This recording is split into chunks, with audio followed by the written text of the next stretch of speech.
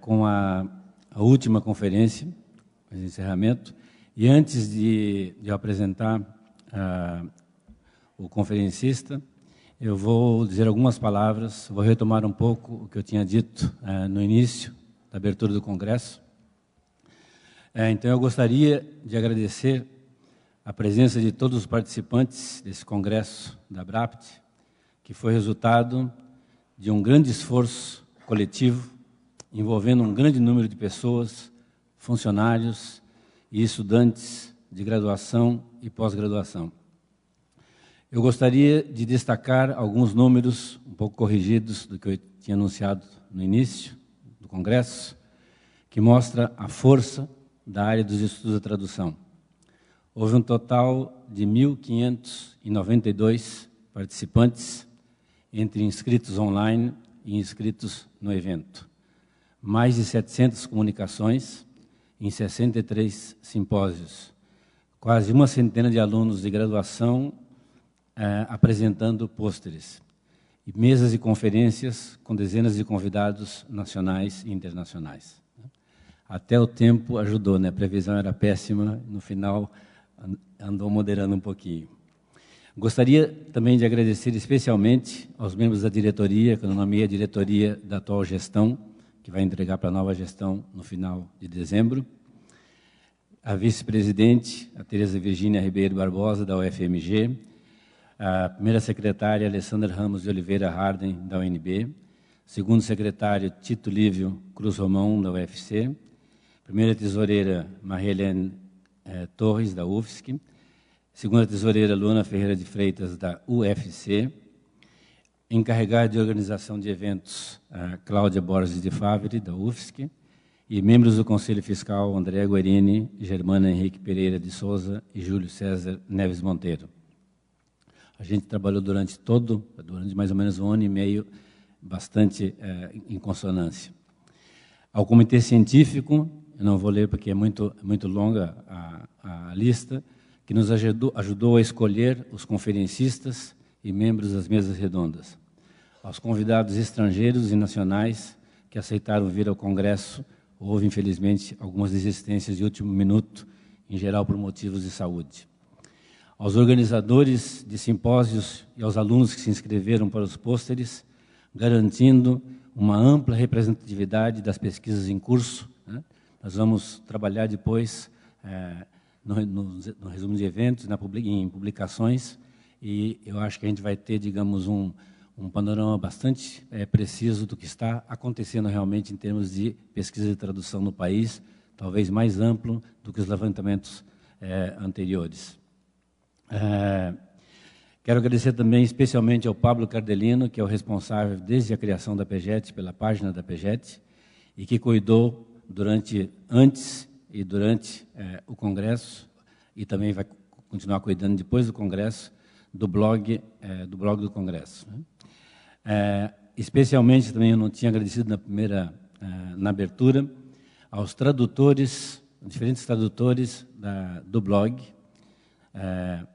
para o inglês, Philippe Amblé, Billy Haynes e Davi Silva Gonçalves, para o francês, Emilio Diger, mandarim, Eli, italiano, Nicoletta Cherubim, para o espanhol, Rosário Lázaro Igoa e Luz Adriana Sánchez Segura, para o neerlandês, o nosso querido José Lambert, né, que se dispôs humildemente a traduzir, do alemão, a Melanie Strasser, do árabe, Manhal Kassurra, do russo, Anastasia Bitsenko e Ekaterina Folka, e também a interpretação, que foi uma das marcas também, de inglês, português, também inglês, português e espanhol, né? A Cieni Campos e o Marcos Guirado, e inglês Libras, Tarcísio Leite, Aline Souza e Ronice Quadros, e português Libra, Anderson Almeida da Silva, Daniela Bielieski,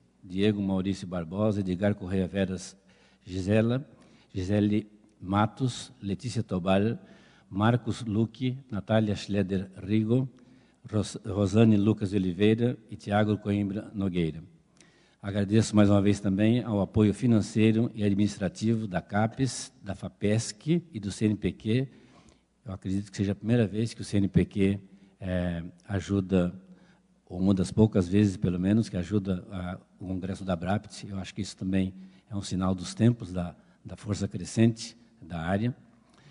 Ao apoio do Felício Wesley Margotti, que é o diretor do Centro de Comunicação e Expressão, a Silvana De Gaspari, chefe do Departamento de Língua e Literatura Estrangeiras, que deu todo o apoio possível de infraestrutura e também conseguiu, em reunião, que se suspendesse as aulas e facilitasse os locais de encontro.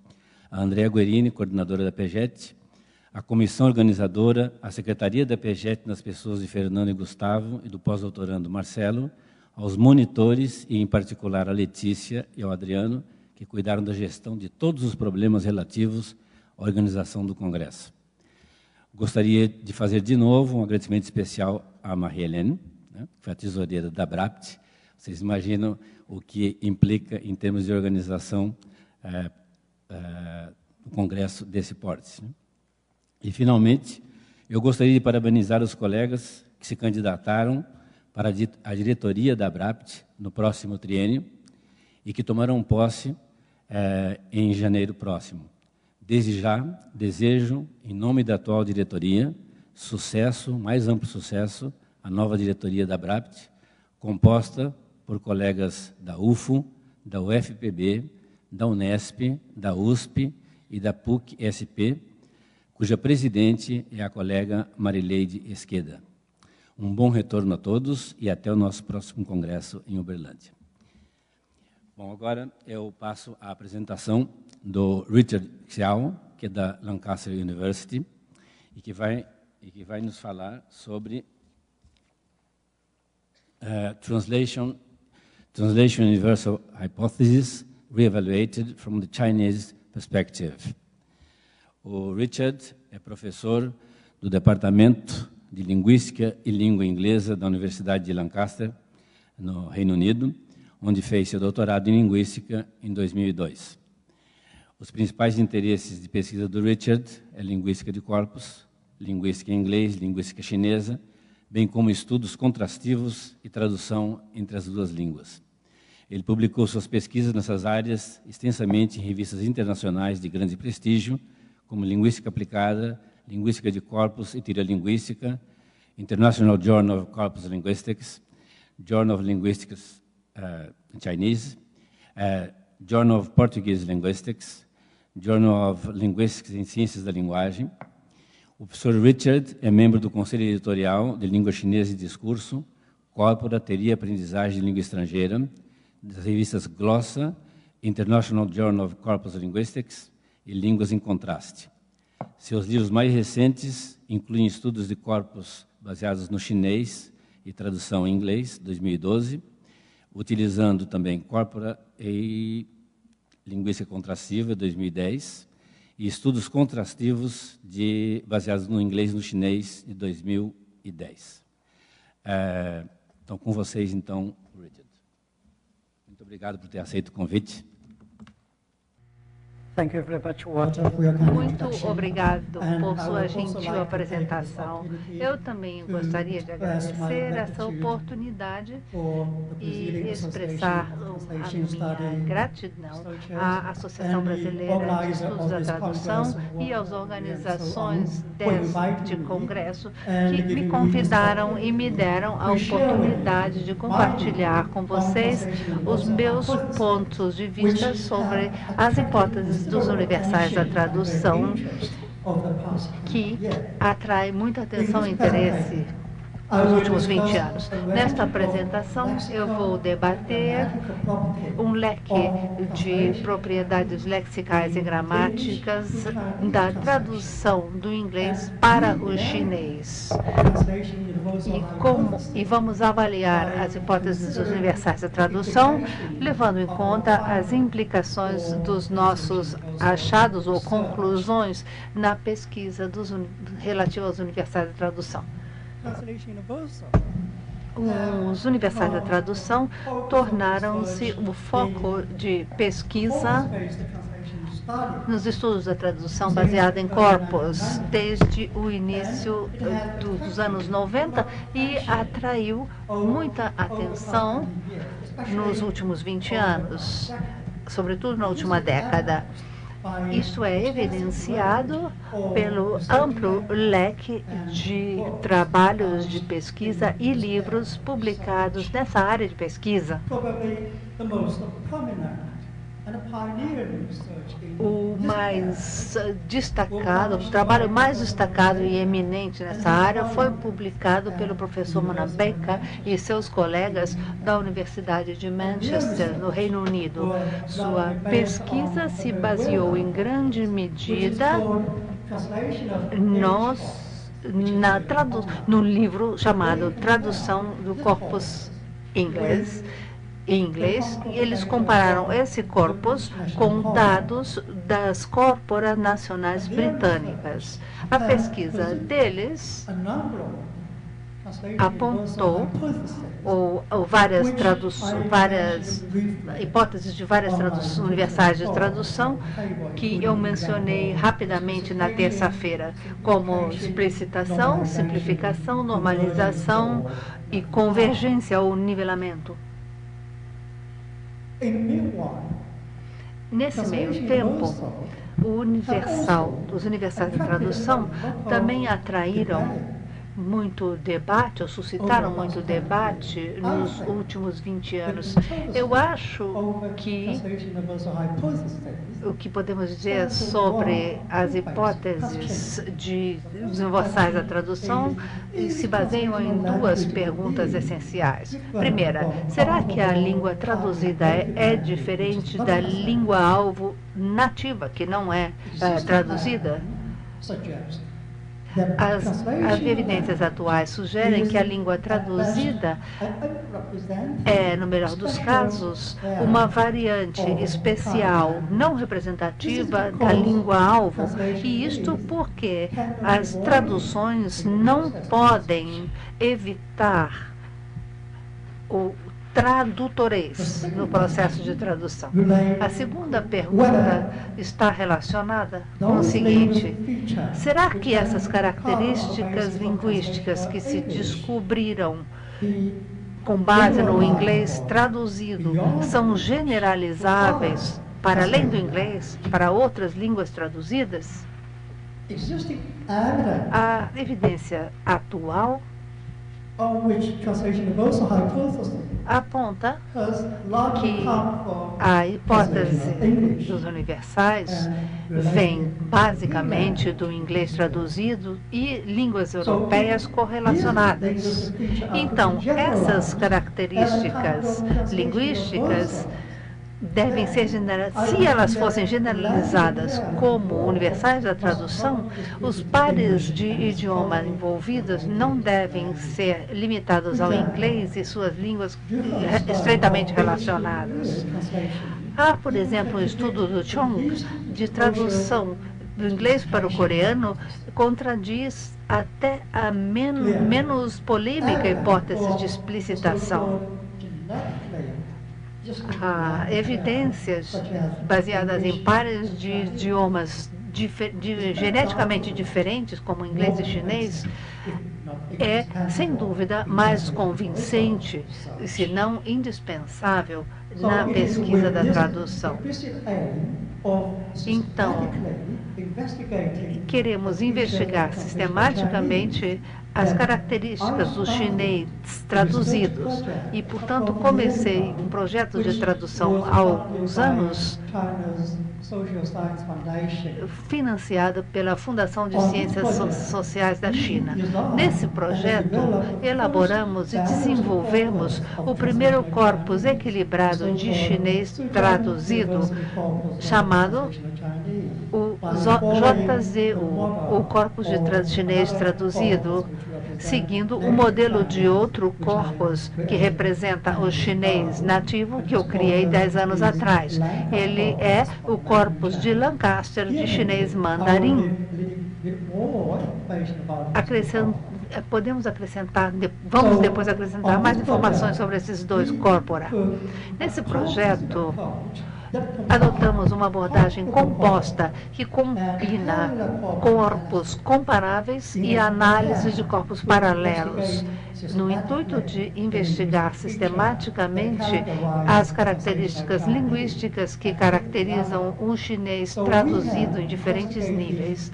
Investigamos, por exemplo, a macroestatística em corpos traduzidos, em contraste com o corpus chinês nativo comparável, incluindo, por exemplo, a variabilidade lexical, a densidade lexical, definida como o quociente entre palavras de conteúdo ou indicam relação gramatical. Examinamos a distribuição de palavras de alta e de baixa frequência.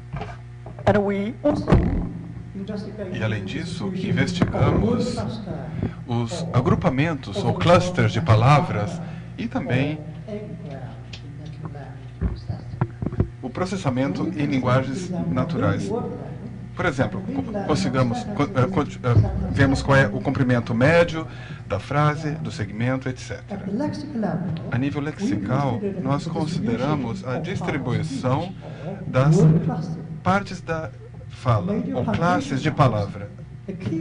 Pontuação, as palavras-chave e as principais palavras com sentido gramatical. Por exemplo, pronomes, conjunções, e também consideramos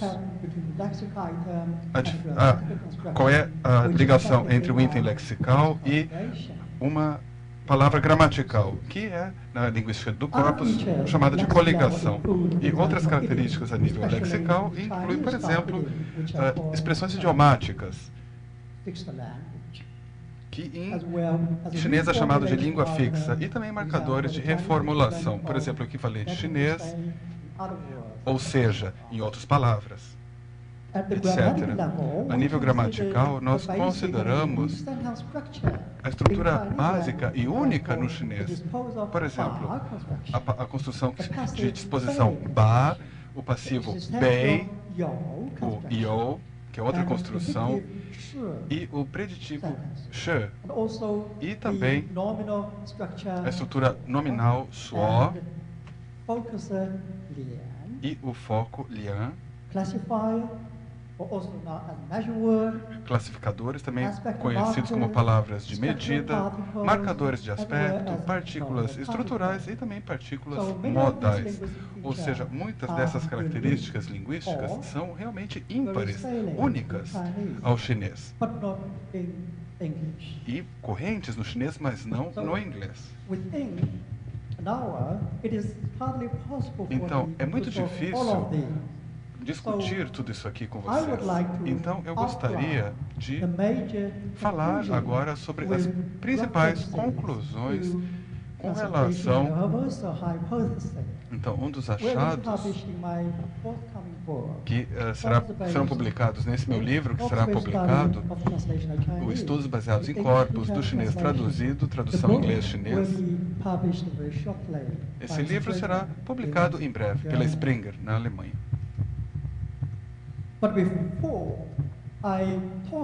Mas antes de falar dos universais, da tradução, da hipótese dos universais na tradução, eu gostaria de apresentar a vocês os principais recursos de corpos que eu utilizei nesse projeto.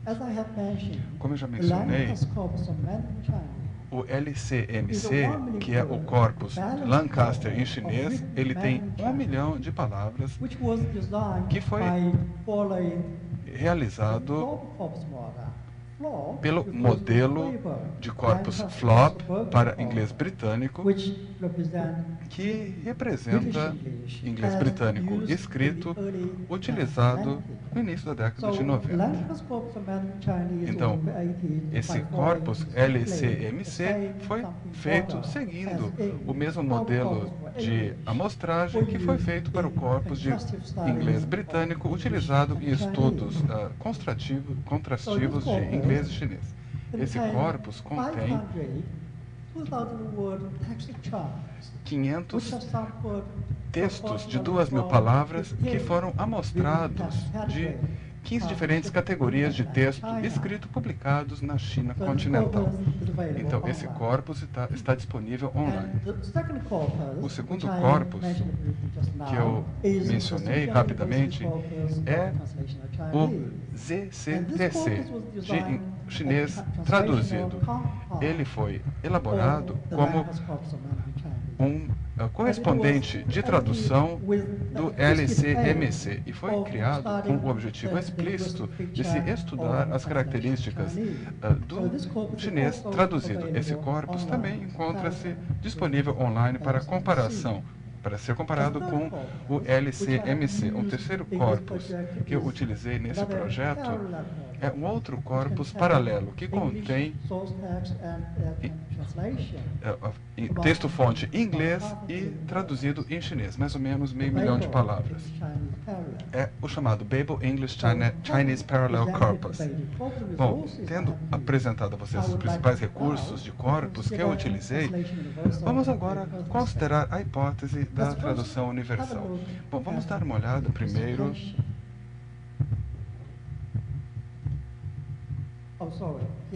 Desculpe. Bom, aqui temos mais informações.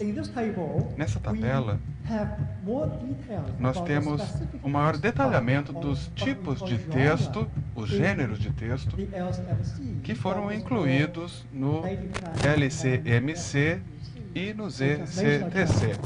O primeiro para chinês como língua-fonte e o outro o chinês traduzido. Então, todos esses corporas incluem essas amostras que vêm de 15 diferentes categorias de textos escritos. As primeiras 3 incluem, por exemplo, revisão da imprensa, então, seria material de jornal, editoriais de jornais e resenhas em jornais. Aí temos um segundo grupo de textos, que podem ser considerados como prosa geral. Por exemplo, escritas religiosas, textos de instrução, por exemplo, falando sobre hobbies, certas profissões e leitura popular, por exemplo, revistas populares, biografias, ensaios e, além disso, documentos mistos, incluindo documentos oficiais de governo. E temos uma terceira categoria geral, que seriam escritos acadêmicos. E aí temos, por fim, diferentes tipos de ficção. Ficção geral, história de detetive, de mistério, ficção científica, de aventura, romântica e humor. Podemos ver que, em termos do tamanho geral do corpus e também em termos da sua estrutura interna, esses corpora são comparáveis e, portanto, nos dão uma base confiável que nos permitiria, então, quantificar as características do chinês traduzido. Vamos dar agora uma olhada na explicitação.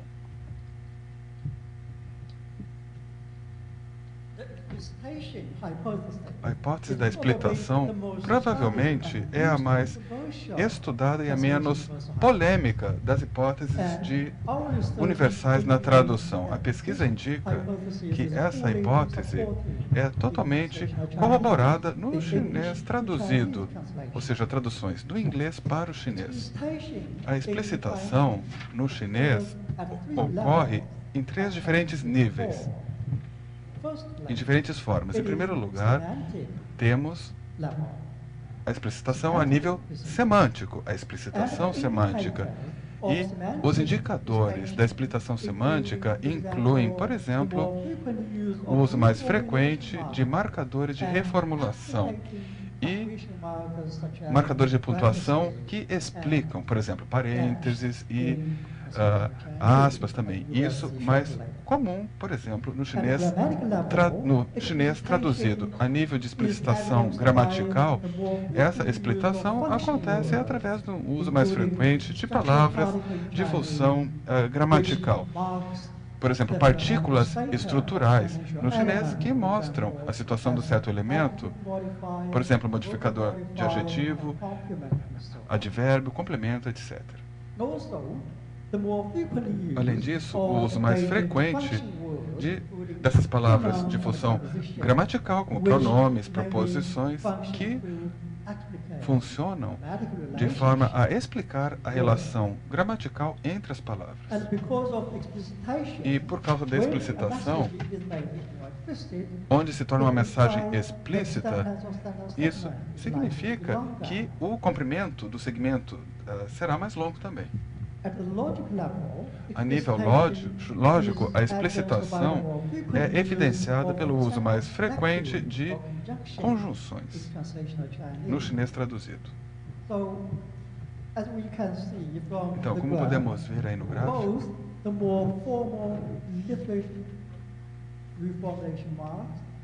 os marcadores de reformulação mais elaborados e também os mais simples, mais coloquiais, são bem mais frequentes no corpora ZCTC, que representa o chinês traduzido.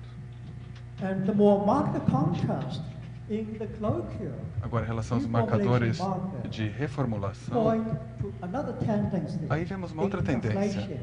Na tradução, normalmente se usa uma linguagem mais simples, que é algo que eu vou mencionar daqui a pouco. E, além disso, nos marcadores de reformulação, pontuação também pode ser utilizada para deixar a mensagem mais explícita. Por exemplo, o uso de parênteses e aspas muitas vezes são utilizadas para acrescentar mais informação, ou para dar um exemplo, ou para deixar a mensagem mais explícita. E, portanto, podemos ver que esses marcadores de pontuação são bem mais frequentes no chinês traduzido quando comparado no chinês nativo, não traduzido. E se nós analisamos agora as partículas estruturais, podemos ver que quando comparamos o chinês traduzido e o chinês não traduzido e os seus corpos como todo, ou se consideramos ambos, por exemplo, textos informativos que não são literários e imaginativos, que seriam textos literários, quando comparamos esses dois tipos de textos, podemos ver que as partículas estruturais são bem mais frequentes no chinês traduzido, independentemente se consideramos esses dois corpos como um todo ou se consideramos também a variação de registro. Além disso, podemos ver que categorias de palavras, como, por exemplo, pronomes e preposições, também são muito mais frequentes no chinês traduzido, o que nos dá evidências que corroboram a questão da explicitação gramatical. Como eu mencionei, quando uma mensagem se torna mais explícita, o segmento da frase se alonga.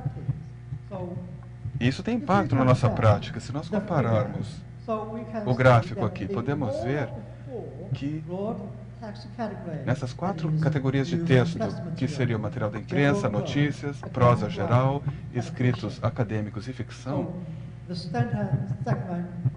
o segmento da frase é mais longo no chinês traduzido, quando comparado ao chinês nativo. Isso se aplica especialmente nos escritos mais formais. Podemos ver, comparado com a diferença na ficção, não é tão óbvia, não é tão notável assim. Isso acontece porque no chinês nativo e no traduzido, as frases já são, por si, mais curtas, porque a ficção é muito próxima da língua falada.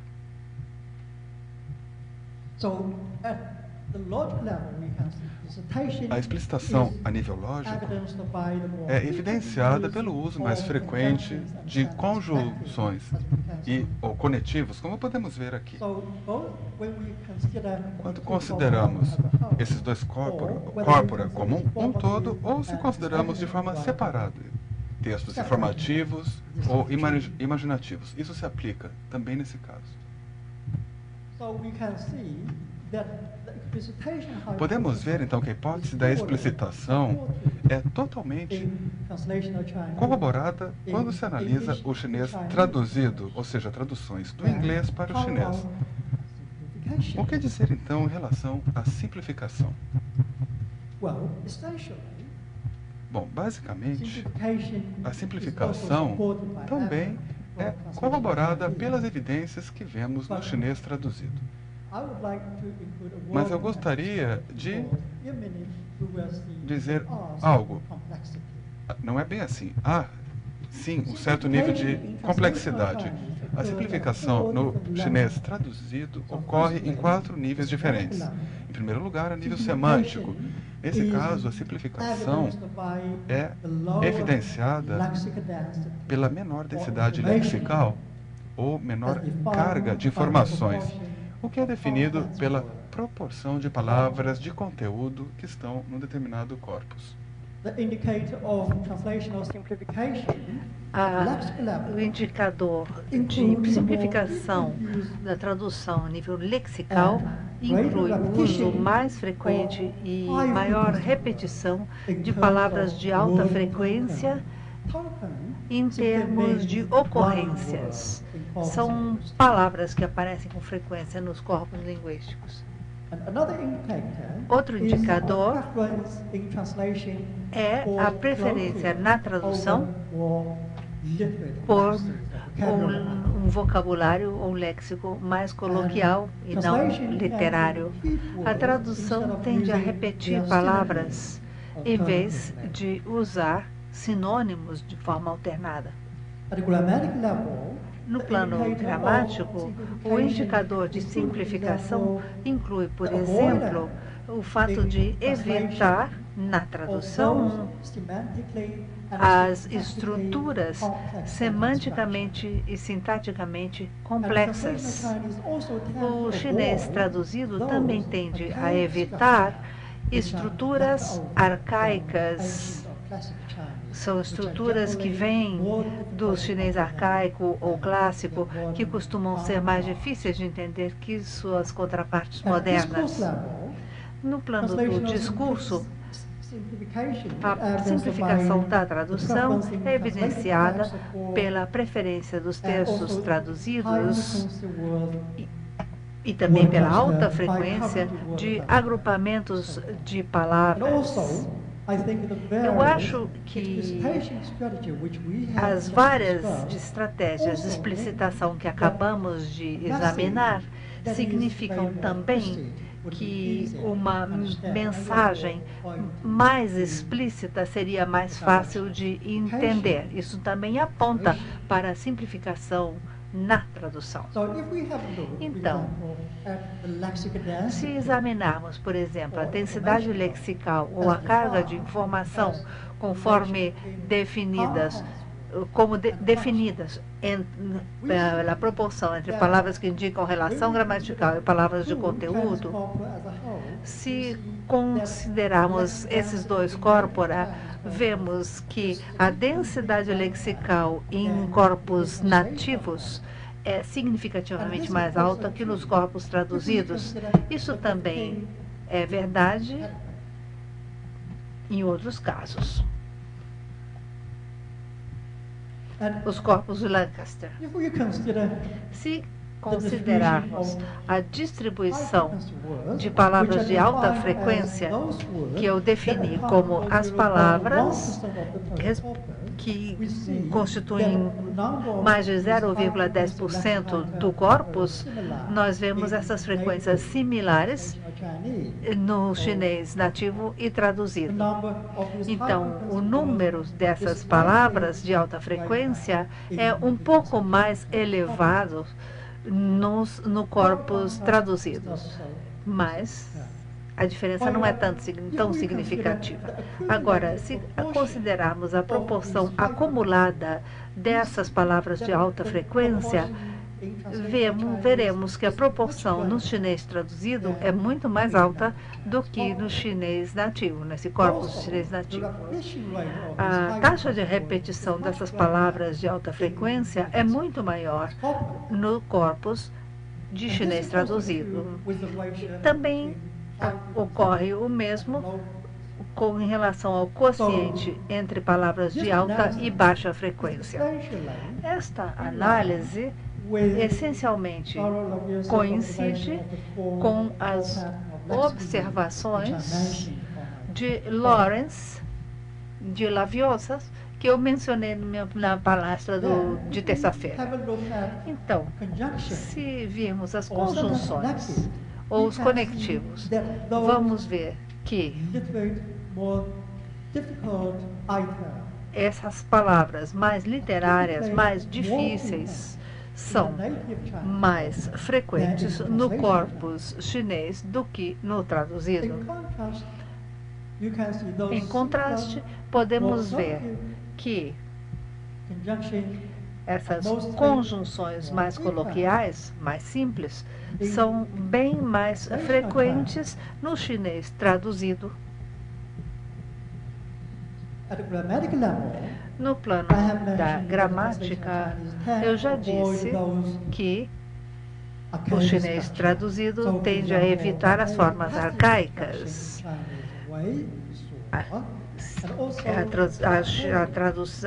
O arcaico wei, suo, e uma partícula, pronome de terceira pessoa, si. Nós podemos ver que há uma grande diferença nesses dois casos entre o chinês nativo e o chinês traduzido, porque são formas mais difíceis de entender. Aqui há uma tendência à simplificação no chinês traduzido. No nível do discurso, podemos ver que o chinês traduzido tende a usar com mais frequência agrupamentos de palavras. Vamos ver aqui 2, 3 ou 4 agrupamentos de palavra. Vemos aqui que a frequência de agrupamentos de 2 palavras é muito mais alta no chinês traduzido do que no chinês nativo. Isto se deve a que os tradutores tendem a usar esses tipos de agrupamentos menores para aumentar a fluência. Também vemos o contraste entre o chinês nativo e o inglês nativo. Quanto maior a frequência do uso de agrupamentos de palavras no chinês, esse maior uso tende a ser resultado de influência do inglês. A tradução, o chinês traduzido, ficaria assim a meio caminho entre o chinês nativo e o inglês nativo, em termos de agrupamentos de palavras.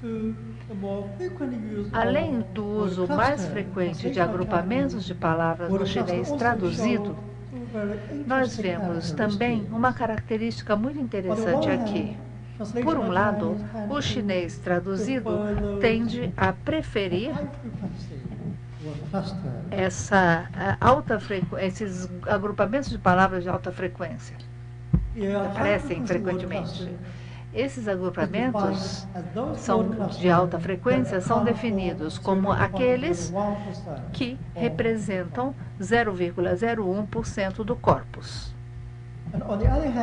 Por outro lado, ou mais de 0,01%. Podemos ver também que o chinês traduzido tende a usar com mais frequência os agrupamentos de palavras de maior cobertura ou mais ampla. Se considerarmos os agrupamentos de palavras distribuídas em 50% das amostras em um corpus, podemos ver aqui a proporção similar, porque este é um padrão lexical central no chinês clássico. Agora, se examinarmos os agrupamentos de palavras que abrangem 30 ou 20% dos corpos, podemos ver que se acelera a tendência ao contraste entre o chinês nativo e o traduzido. Uma vez mais, podemos ver alguma influência possível da língua-fonte, que é o inglês, porque o inglês nativo tende a usar com muito maior frequência os grupos de palavras do que o chinês nativo. Então, eu já lhes disse que nem todas as características linguísticas no chinês traduzido são mais simples do que as do chinês nativo. Por exemplo, embora em termos de ocorrências o chinês traduzido use mais as palavras de alta frequência, se considerarmos aqueles tipos singulares de palavras, perceberemos que o chinês traduzido usa com menos frequência essas palavras de alta frequência. O chinês traduzido também usa com mais frequência aquelas palavras de muito baixa frequência. Por exemplo, palavras que ocorrem uma vez só, ou duas ou três vezes. E a palavra usada, as palavras usadas em chinês traduzido costumam ser mais longas do que as do nativo. E o segmento também de frase ou a frase inteira. Isso é ambíguo, porque uma frase mais longa ou um segmento mais longo pode ser interpretado diferentemente. Ou a mensagem mais longa talvez seja mais fácil de entender, porque ela foi mais explicitada. Uma frase mais longa ou um segmento mais longo provavelmente signifique que a estrutura da frase é mais complicada. Então, podemos ver que o chinês traduzido é, na verdade, uma mistura de simplificação e complicação. Isto significa que a pesquisa relativa à hipótese da simplificação deve levar em conta uma interação dinâmica entre essas duas tendências opostas. Então, a simplificação não é um conceito simples. Vamos, então, examinar algumas evidências que favorecem a complicação. Se considerarmos os tipos de palavras, aquelas palavras singulares, únicas que ocorrem em um corpus, veremos que essas palavras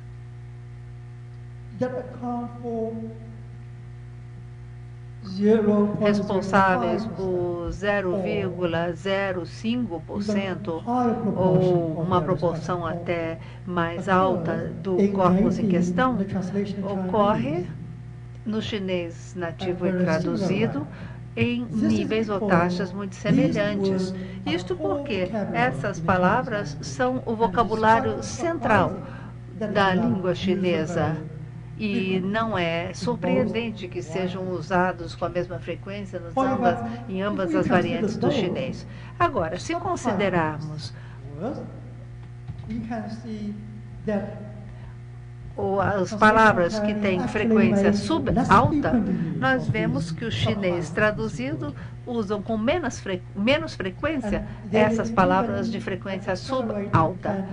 Há, inclusive, uma tendência que se acelera ao aumentar o contraste entre o chinês traduzido e o nativo. E vamos ver agora essas palavras com baixíssima frequência. Aqui vemos que essas palavras também são mais frequentes no chinês traduzido, o que é particularmente o caso para as palavras que ocorrem só uma vez em um corpus, que estão aqui. Se pensarmos no comprimento médio das palavras, temos que dizer que no chinês traduzido as palavras são mais longas do que no chinês nativo, com a exceção dos monossílabos, ou seja, palavras com um caractere só. Os monossílabos em chinês são mais frequentes em uma variedade não traduzida da língua, por várias razões. Por exemplo, a moeda chinesa, yuan, que indica a nossa divisa, é uma palavra que usa um caráter só e é uma palavra muito frequente no corpus nativo. Os sobrenomes chineses também são tipicamente de um caráter só, como o meu, Xiao, é um caráter só. E muitos dos nomes em português ocupam meia linha, não é? São longos. E palavras de um caráter só em chinês são mais frequentes na variedade nativa do que na traduzida. Por essa razão, e a outra palavra muito importante que indica o Partido Comunista Chinês, Tai, é também uma palavra de uma sílaba. E esses tipos de palavras ocorrem no corpus traduzido com muito baixa frequência. As palavras de 4 caracteres são também muito frequentes no chinês nativo, porque essas palavras são tipicamente as expressões idiomáticas chinês, que são chamadas de língua fixa.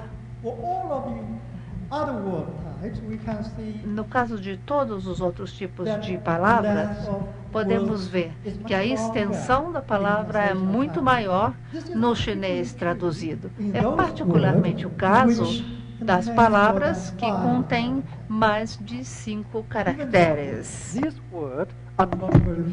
No entanto, essas palavras não são tão frequentes, essas duas variantes do chinês. Bom, a próxima hipótese do universal da tradução que eu gostaria de examinar com vocês seria a subrepresentação de itens ímpares ou únicos na tradução. Como eu disse, o inglês e o chinês são duas línguas geneticamente diferentes,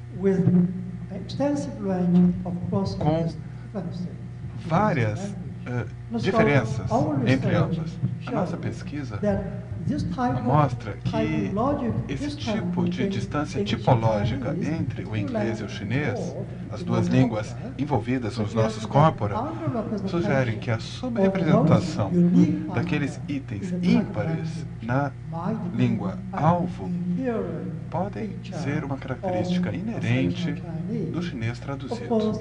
Claro que isso é uma outra hipótese universal que poderia ser mais investigada.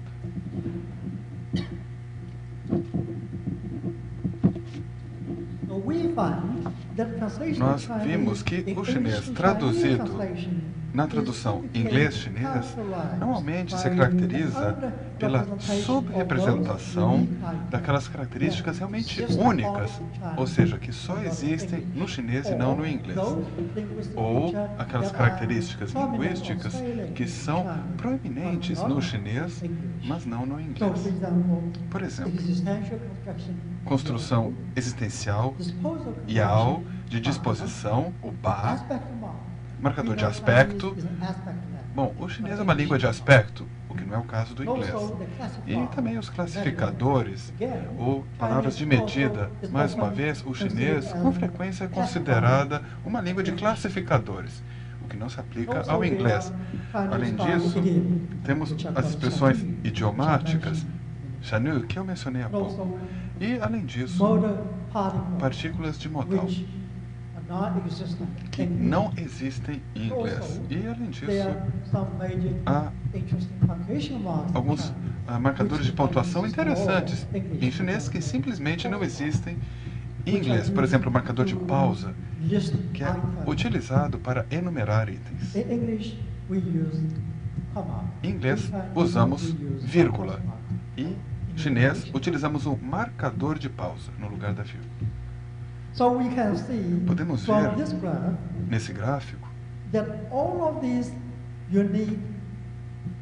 que todas as características linguísticas únicas da língua alvo são mais frequentes no chinês nativo do que no chinês traduzido.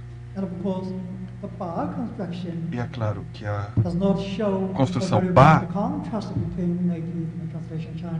não mostra muita diferença entre inglês, chinês traduzido e nativo, porque a frequência já é baixa. Mas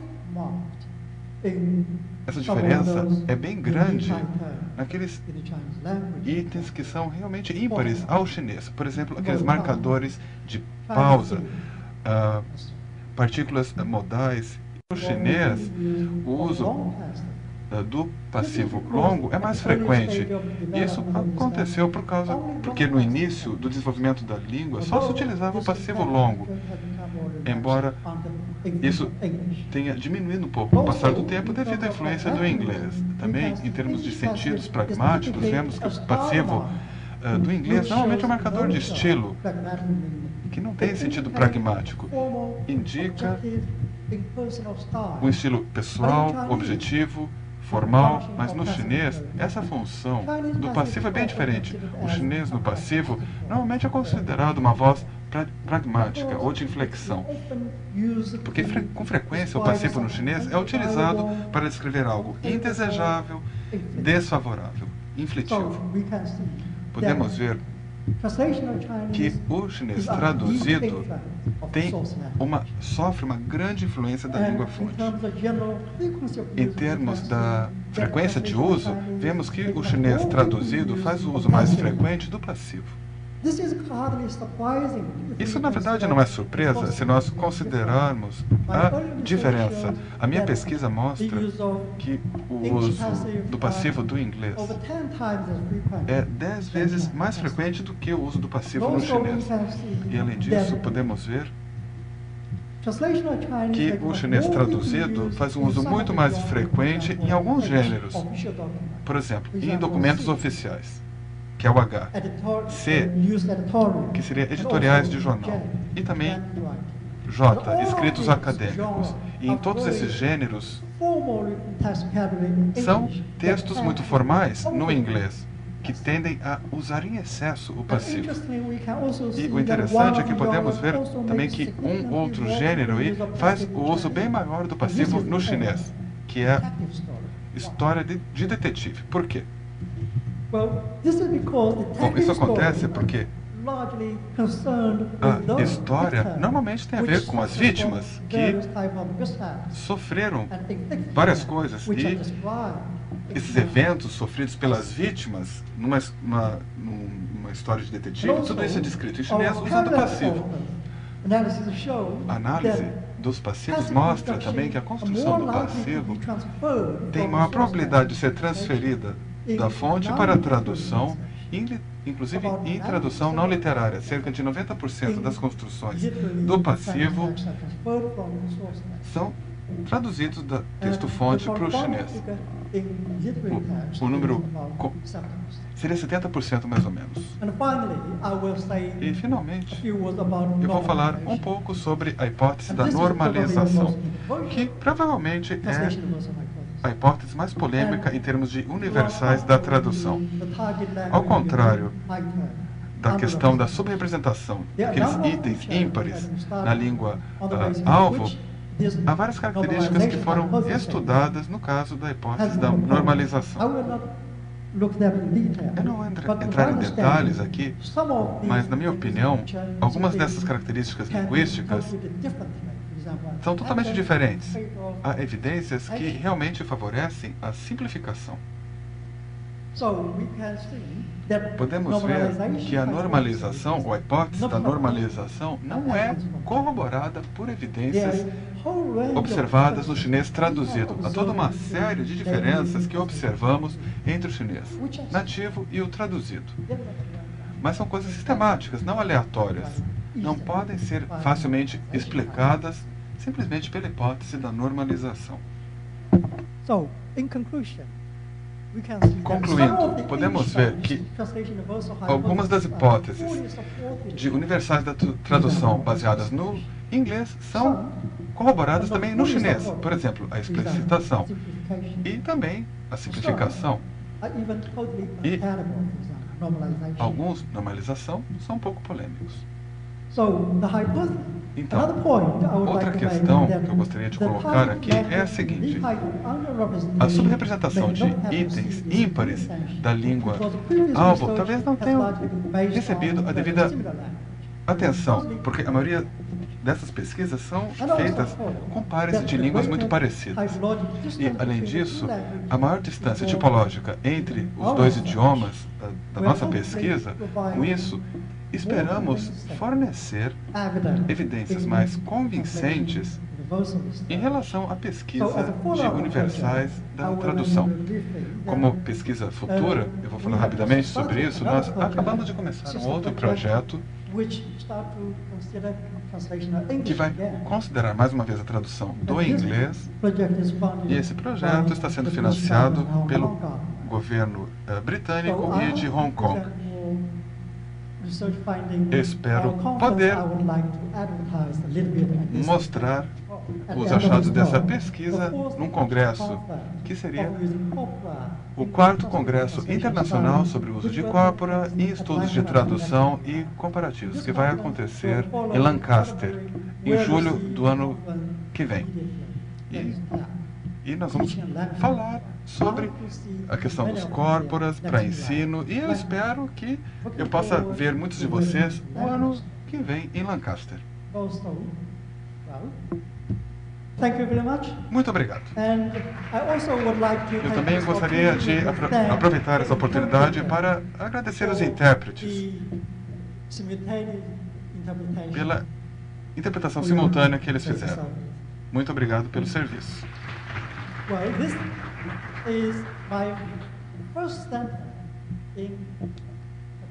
Isso aqui foi a primeira vez que eu tentei escrever algo em português. Eu não usei o Google Translator.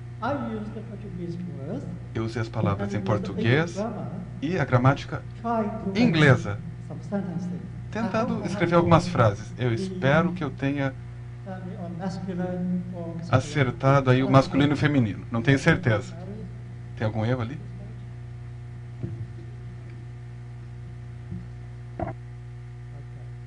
Anyway, thank you very much. Muito obrigado. Thank you, Richard, for your... Muito obrigado, Richard, pela sua conferência. Gostaria.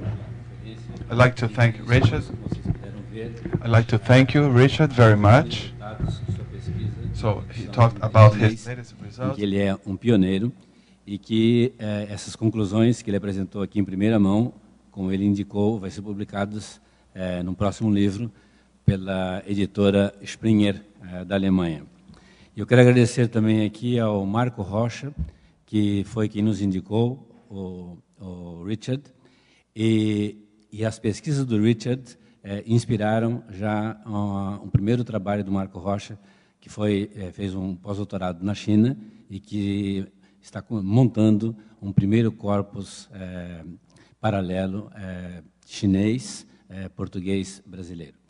E, finalmente, né, eu quero agradecer de novo a presença de todos vocês, desejando um ótimo retorno a todas as cidades de diferentes partes do Brasil e do exterior, e que nos encontremos, né, no próximo congresso em Uberlândia. Boa noite.